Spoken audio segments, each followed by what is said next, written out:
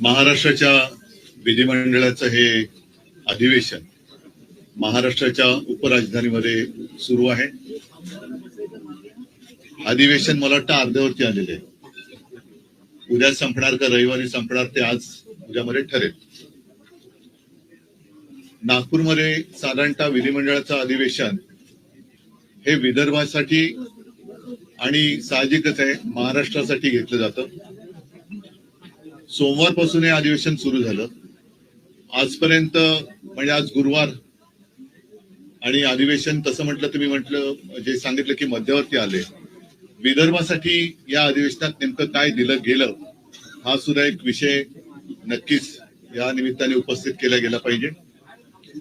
हे वर्ष जे आहे फार विचित्र गेलं आपल्याला. महाराष्ट्रावरती कधी नव्हे एवढी मोठी आपत्ती ही अतिवृष्टीच्या रूपाने कोसळली. मी स्वतः मराठवाड्यामध्ये फिरलो. विदर्भातले आमचे आमदार आणि सगळे शिवसैनिक तसं महाराष्ट्रभरच अतिवृष्टीने हाहाकार माजवला.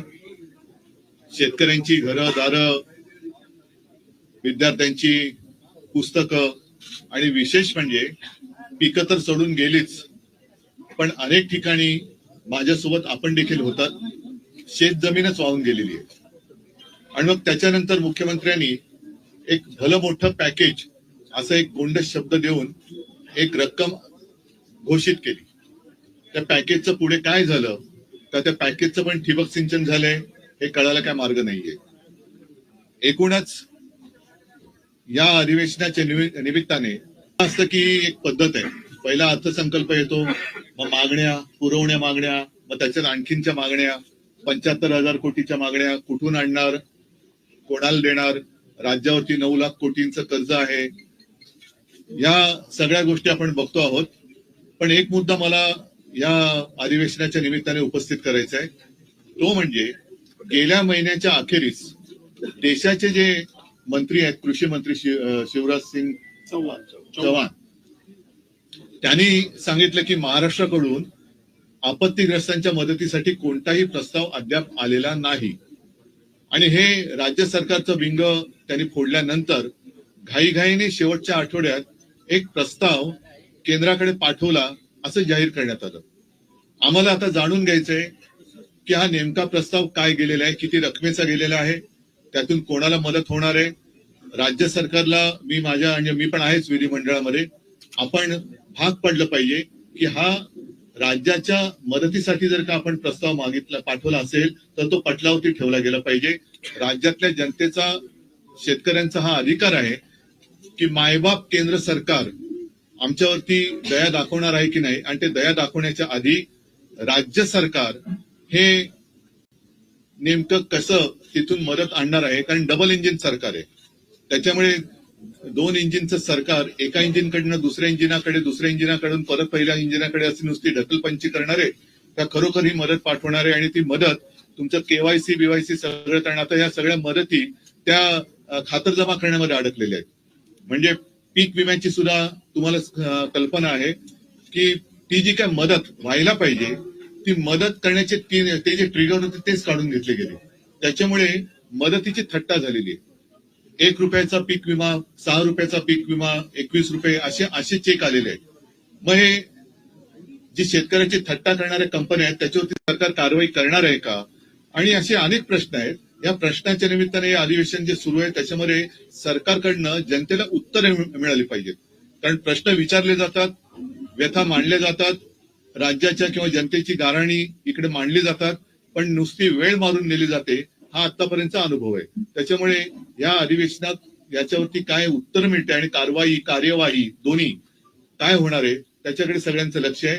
आणखीन अनेक विषय आहेत, पण पहिलं आपण जर काही प्रश्न असतील तर विचार, मी त्याच्यावरती बोलतो.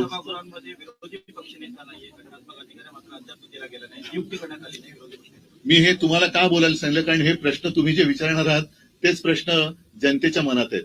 मी अधिवेशनाला येण्याच्या आधी सुद्धा एक 8-10 दिवसापूर्वी असं म्हटलं होतं की गेल्या वर्षीच किंवा पहिल्या अधिवेशनातच मला असं वाटतं ना भास्करराव, आम्ही विरोधी पक्ष नेते पदावरती दावा सांगितलेला आहे. त्याच्यासाठी भास्कररावांचं नाव देखील दिलेलं आहे आणि अजून अद्याप काही उत्तर मिळालेलं नाहीये. त्याच्याबद्दल तो खरंच नियम आहे की नाही हे सुद्धा कागदावरती कळू शकेल. पण नियम असला काय आणि नसला काय, जर नियम असला तरी आणि नसला तरी उपमुख्यमंत्री पद हे संविधानिक नसलेलं पद हे एक नव्हे तर दोन दोन जे सरकार निर्माण करू शकतं ते विरोधी पक्षनेते पद द्यायला घाबरते का, हा एक मोठा विषय. म्हणजे कोणाला तुम्ही घाबरताय? एवढं सगळं मजबूत सरकार आहे, किती 200च्या वरती जागा निवडून आलेल्या आहेत, केंद्र सरकारचा मोठा आशीर्वाद तुमच्यावरती आहे. एवढं असल्यानंतर विरोधी पक्षनेते पदाला तुम्ही घाबरताय का? आणि जर विरोधी पक्षनेते पदासाठी नियम लावणार असाल तर उपमुख्यमंत्री ही असंविधानिक पदं ही रद्द केली गेली पाहिजेत. ते सुद्धा जी काय त्यांच्याकडे खाती असतील त्या खात्याप्रमाणेच ते मंत्री ओळखले गेले पाहिजेत. कारण भाजपच्याच लोकांनी सांगितले की नंबर 1 लाच महत्व असतं, 2 आणि 3 ला काही महत्व नसतं. त्याच्यामुळे ते बिन नंबराचे जे मंत्री आहेत त्यांचं काय महत्व नाही महाराष्ट्र. विधानसभा अध्यक्षांची आहेत, विरोधी पक्षनेता नियुक्ती हे एकमेकांवर ढकलण्याचा प्रयत्न नेहमी होतो. तर मग नाही भेटण्यापेक्षा हे भेटण्याची काय लोकशाहीतली मांडणी आहे, लोकशाहीतली मांडणी आहे. अध्यक्षांना आणि मुख्यमंत्र्यांना हे कसं सगळं सांगड घातली गेले तुम्हाला माहितीये. अध्यक्षांबद्दलची सुद्धा आमची मतं गेल्या टर्म मध्ये आम्ही व्यक्त केलेली आहेत. त्याच्यामुळे ही ढकलपंची करताना मग मुख्यमंत्र्यांनी विचारलं पाहिजे, लोकशाहीचा महत्वाचा घटक आहे, राज्याचे प्रमुख आहेत, की का तुम्ही अजून करत नाही. आम्ही तर पत्र दिलेलं आहे. शेतकऱ्यांच्या आत्महत्येचा प्रश्न गहन आहे. गेल्या 6 महिन्यामध्ये जवळपास 780 शेतकऱ्यांनी आत्महत्या केलेली आहे. विदर्भ आणि मराठवाड्यात त्यांचा आकडा अजूनही जास्त आहे. त्याच्याकडे कोणाचं लक्ष आहे? कारण सरकार अख्खच्या अख्खं प्रचारामध्ये गुंतलेलं आहे. हेलिकॉप्टर सुटतायत, बॅगा भरभरून आनंदाचा सीधा जातोय. या सगळ्या प्रचारात म्हणजे आता सुद्धा अधिवेशन आटपून ताबडतोब प्रचाराला लागतील. अधिवेशन संपल्यानंतर लगोलग दुसऱ्या निवडणुकीची आचारसंहिता लागेल. म्हणजे निवडणुका मागून निवडणुका, हा सगळा खेळ. आणि गेल्या वेळेची ही आता जी निवडणूक आहे अजून त्याचा निकाल लागायचा आहे. मला नाही वाटत अशी निवडणूक यापूर्वी महाराष्ट्र राज्याने अनुभवली होती. पूर्वी आपण इतर राज्यांच्या निवडणुकांची उदाहरणं द्यायचो की बघा तिकडे कशी गुंडागर्दी सुरू आहे, कसे बंदुका काढल्या जात आहेत, बूथ कॅप्चरिंग कसं केलं जात आहे, पैशाचं वाटप कसा केलं जातोय. हे सगळं आपल्या महाराष्ट्रामध्ये ज्यांची उदाहरणं देत होतो त्या राज्यात आता आपल्या महाराष्ट्राचं उदाहरण दिलं जात असेल की बघा तिकडे कशी बेबंदीशाही सुरू आहे. म्हणजे कोणाचं पायपोस कोणात राहिलेलं नाहीये.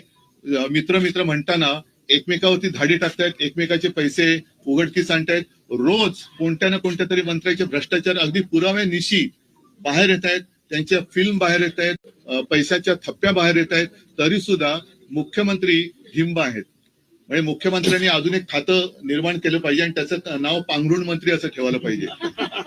म्हणजे जे बाकीचे जे मंत्री आहेत ते हातपाय पांघरुण बघून हातपाय तरी पसरतील आणि मुख्यमंत्री बसलेत पांघरुण घालायला.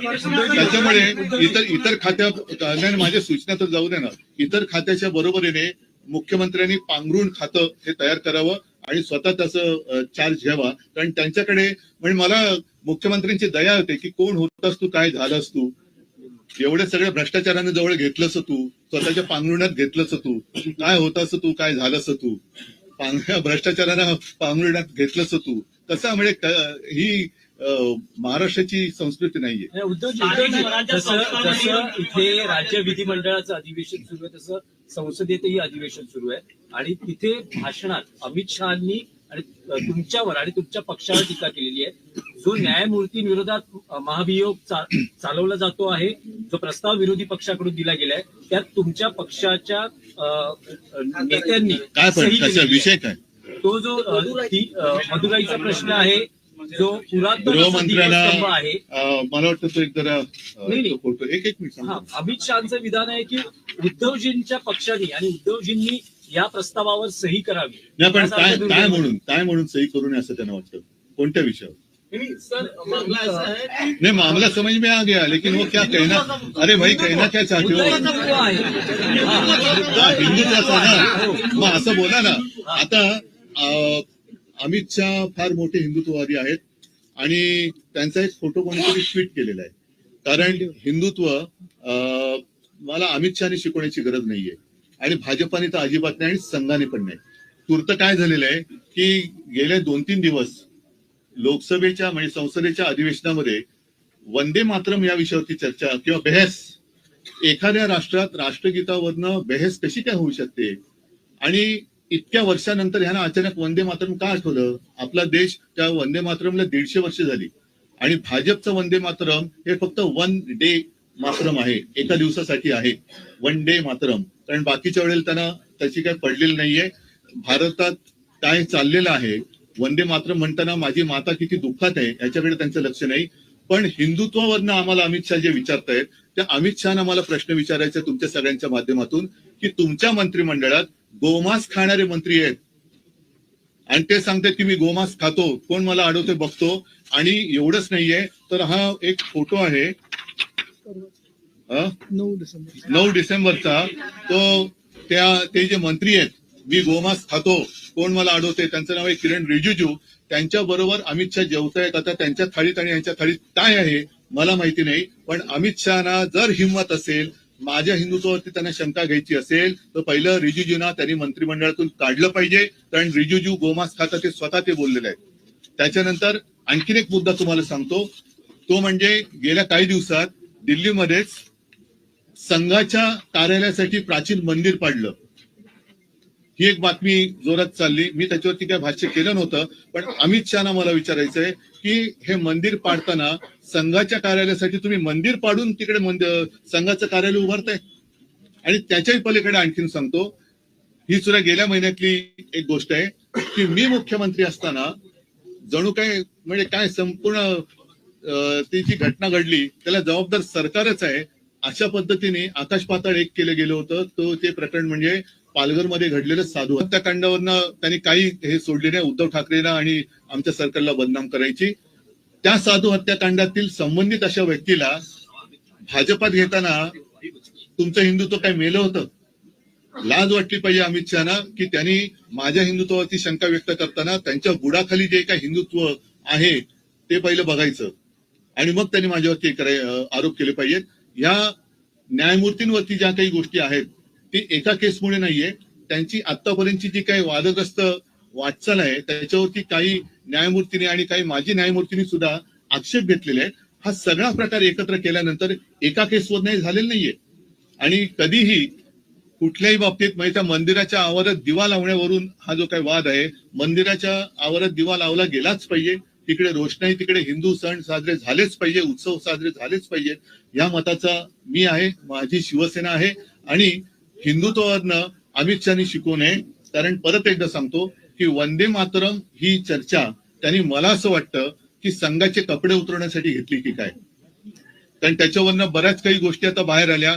अगदी ते ज्यांना देव मानतात त्या श्यामाप्रसाद मुखर्जींचे सुद्धा मुस्लिम लीग बरोबरचे काय साटलोट होतं आणि स्वातंत्र्य चळवळीमध्ये त्यांनी चले जावला कसा विरोध केला होता.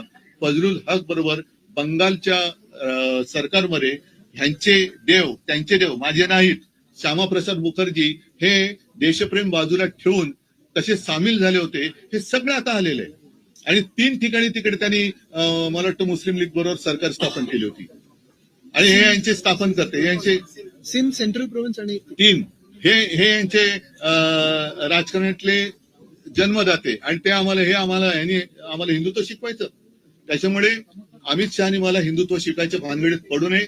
कारण जर का आणखीन काही गोष्टी काढल्या तर बऱ्याच गोष्टी त्यांच्या बाहेर येतील. अगदी जिनांच्या थडग्यावरती कोणी जाऊन डोकं टेकलं होतं पासून बऱ्याच गोष्टी बाहेर येतील. नवाज शरीफचा केक कोणी खाल्ला होता इथपासून बऱ्याच गोष्टी बाहेर येतील. अगदी देशाबरोबर अतिरेकी कारवाया करणाऱ्या पाकिस्तान बरोबर त्यांचा पोरगा क्रिकेट खेळतोय तेव्हा ह्यांचं हिंदुत्व कुठे जातं, कोणत्या टोपीखाली दडतं. अमित शहानी जर जय शाह त्यांचं ऐकत नसेल आणि त्याला हिंदुत्व मान्य नसेल तर तसं सांगायचं की मी हिंदुत्ववादी आहे पण जय शाह हिंदुत्ववादी नाही, तो पाकिस्तान बरोबर क्रिकेट खेळतोय. मग त्याला एकतर त्या क्रिकेट कंट्रोल बोर्डाचा राजीनामा द्यायला लावा, नाहीतर हिंदुत्व तरी स्वीकारा, नाहीतर हे तरी स्वीकारा.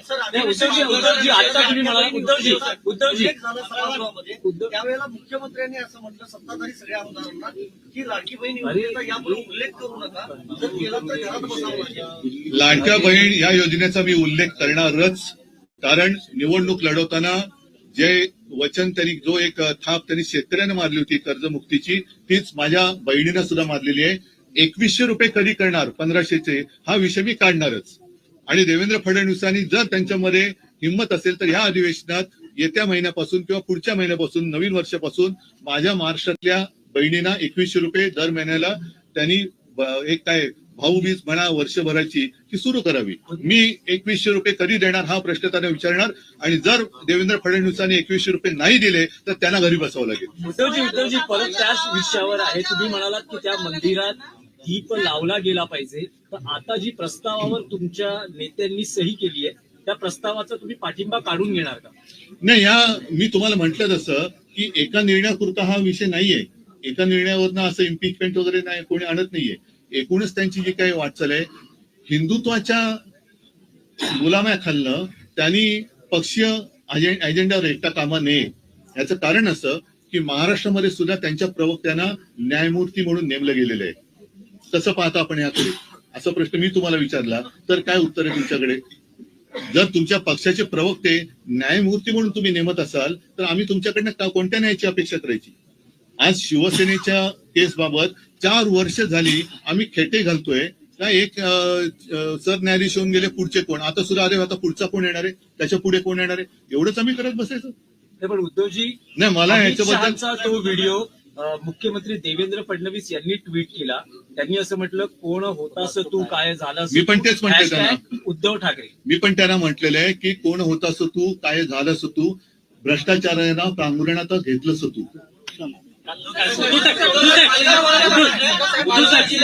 ग्रामपंचायतीमध्ये गुजरात राज्याने घुसखोरी केलेली आहे. सीमावाद तिथे देखील चिघाड आहे. गुजरात महाराष्ट्र सीमावाद हा अमित शहाचं मी जे बोललो ना अॅनाकोंडा, हा अॅनाकोंडा आता मुंबई गिळायच्या दिशेने वाटचाल करायला लागलेला आहे आणि त्यांनी एक पाऊल पुढे टाकून माझ्या महाराष्ट्राच्या राज्यातल्या गावांवरती जसं अरुणाचलवरती चीन हक्क सांगतोय तसं गुजरात हा माझ्या महाराष्ट्राच्या खेड्यांवरती हक्क सांगतोय. आता हे कोण झाल्याचं काय झाल्याचं वगैरे जे काय आहे ना, आता यांना विचारा तुमच्या हिंमत आहे का तिकडे जाऊन उभं राहायची तुमच्या अमित शहाविरुद्ध?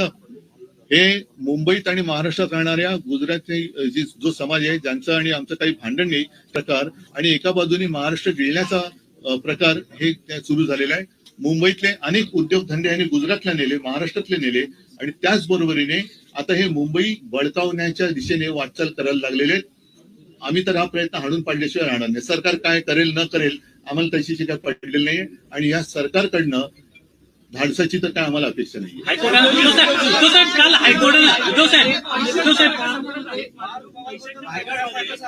चौकशी होत नाहीये. मात्र या पैशांच्या बॅगा सापडत आहेत त्याच्यात जे पैसे सापडत आहेत बिझनेससाठी असतील, व्यवसायासाठी असतील अशी कारणं सत्ताधारी देतात. मात्र चौकशी होत नाहीये.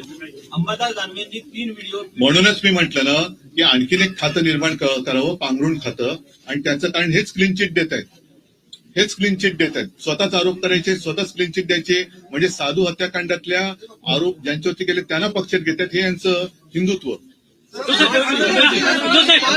गोवा जमीन व्यवहार प्रकरणात काल हायकोर्टानं राज्य सरकारला फटकारलेलं आहे आणि त्यामध्ये म्हटलेलं आहे की अजित पवार यांचा मुलगा पार्थ पवारवर गुन्हा का दाखल केला जात नाही या प्रकरणामध्ये. मी न्यायालय या विषयावरती काहीच बोलायचं हल्ली सोडून दिलेलं आहे. उद्धवजी आदिवासीच्या काळात 100 कोटी रुपये सीएम फंडामध्ये जमा झाले होते. मात्र त्यातून 70-80 लाखच शेतकऱ्यांना देण्यात आले.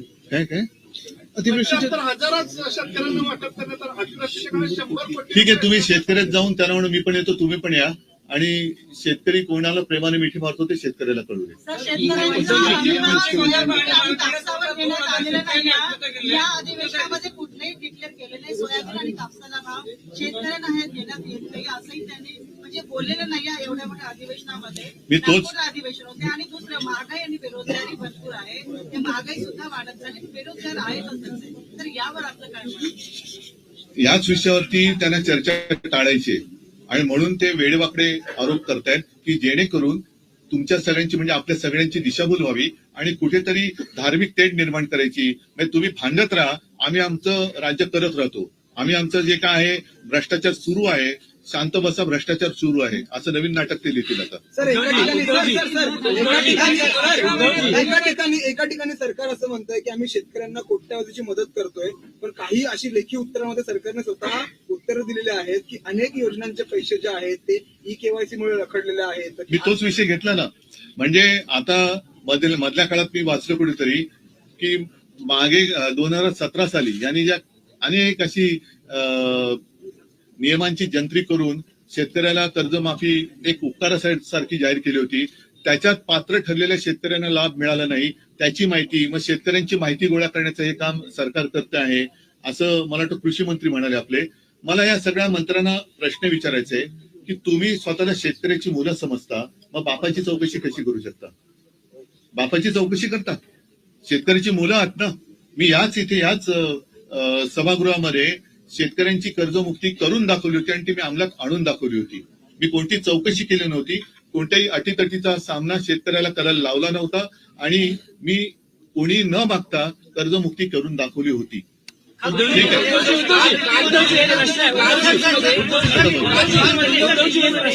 सगळ्या पत्रकारांच्या मनापासून आभार आणि शिवसेनेचे विधान परिषद विधानसभेच्या सगळ्या आमदारांना माननीय पक्षप्रमुख उद्धवजी ठाकरे साहेब रजिस्टरला संध्याकाळी 7 वाजता भेटतील. आमदारांना फक्त आमदारांना फक्त आमदार आणि पत्रकारांसाठी अल्पप्रहारची व्यवस्था केली आहे. ज्यांना आवडेल त्यांनी चहा, ज्यांना मी पण आवडेल पत्रकार आहे. ज्यूस आपण घ्या. मी पण सामन्याचं पत्रकार